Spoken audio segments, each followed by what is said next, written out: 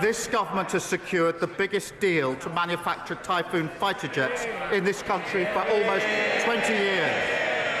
We secured that deal because the UK is back as a leading and trusted member of NATO.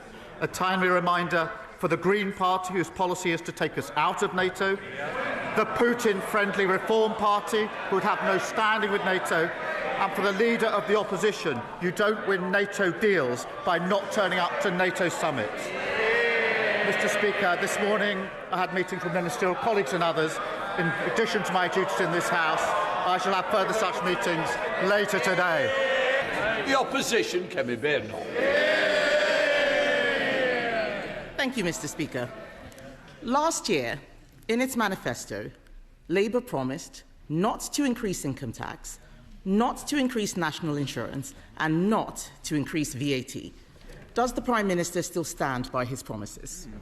Well, Mr. Speaker, I'm glad that the Leader of the Opposition is now finally talking about the economy. I can update the House, Mr. Speaker. Retail sales are higher than expected.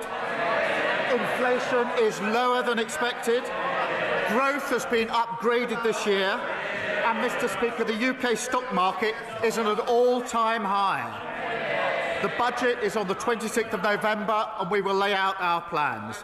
But I can tell the House now that we will build a stronger economy, we will cut NHS waiting lists and deliver a better future for our country. Well, Mr. Speaker. Yes. What a fascinating answer.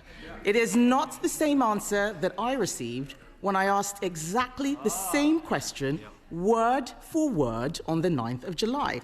Then the Prime Minister replied with just one word, yes, and then he sat down with a smug grin on his face. What's changed in the past 4 months? Mr. Speaker, as she well knows, no Prime Minister or Chancellor will ever set out their plans in advance. But, Mr. Speaker, I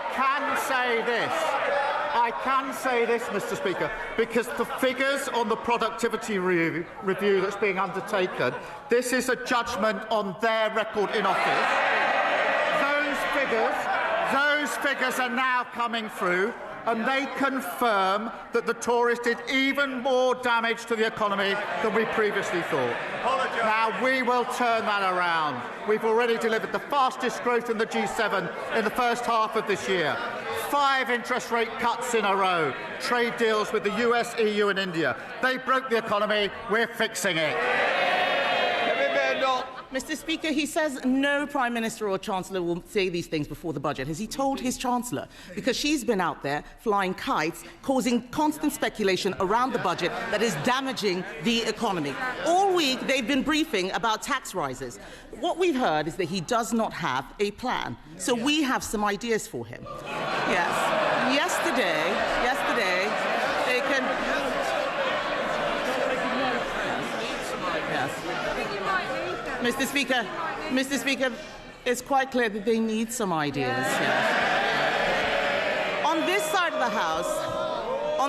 of the House, we believe in scrapping taxes on family homes.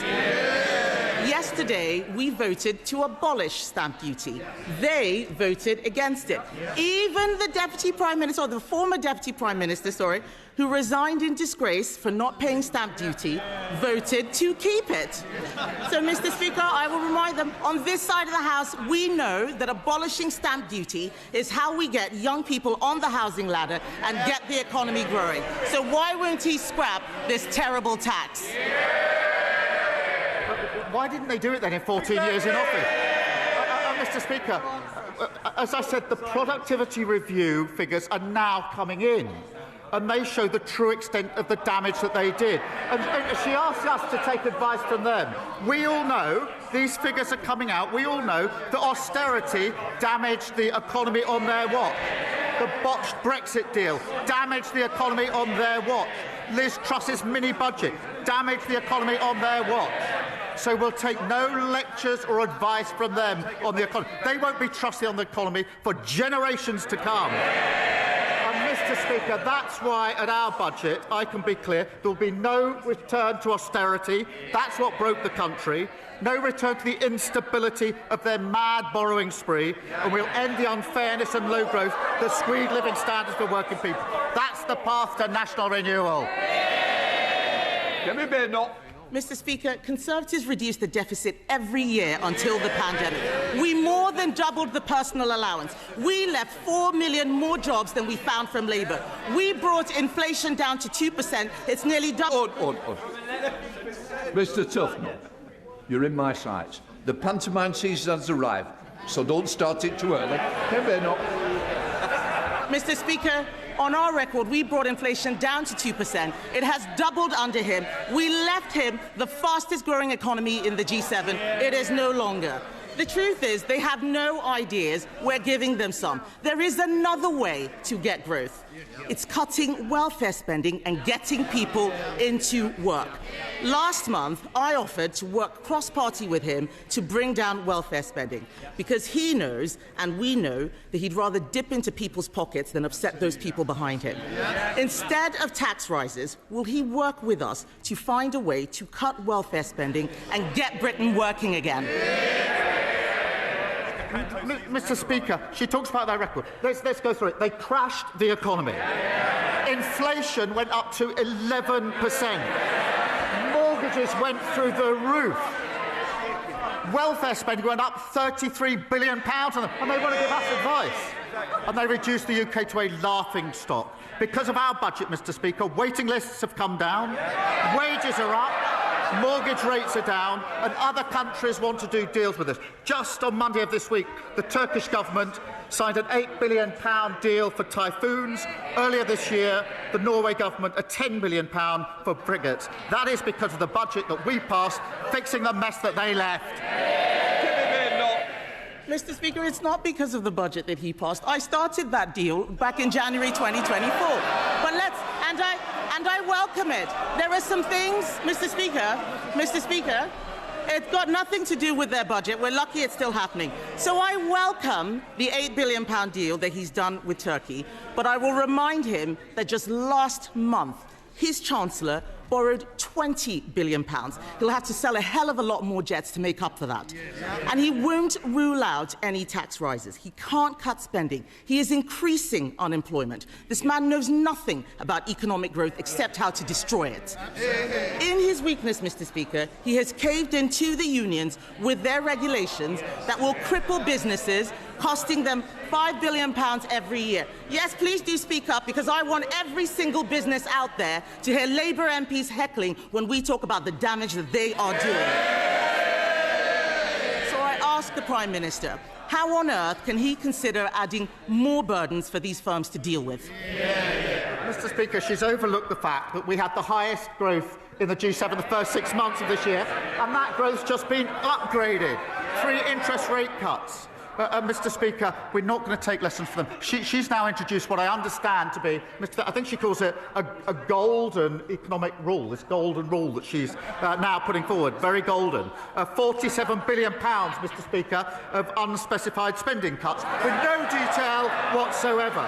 Mr. Speaker, let me put that in context. That would be 85,000 fewer nurses, 234,000 fewer teachers, or cutting every police officer in the country twice over.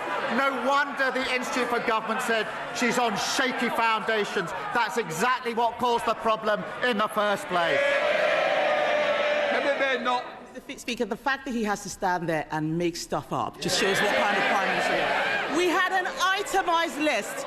We had an itemised list of 47 billion. 23 billion was on welfare spending, which I asked him to work with us to cut. He refuses to do so. All he knows how to do is tax, tax, tax. If you work, they tax you more. If you save, they tax you more. If you buy a home, they tax you more. None of these taxes were in the manifesto, which he had 4 years to prepare.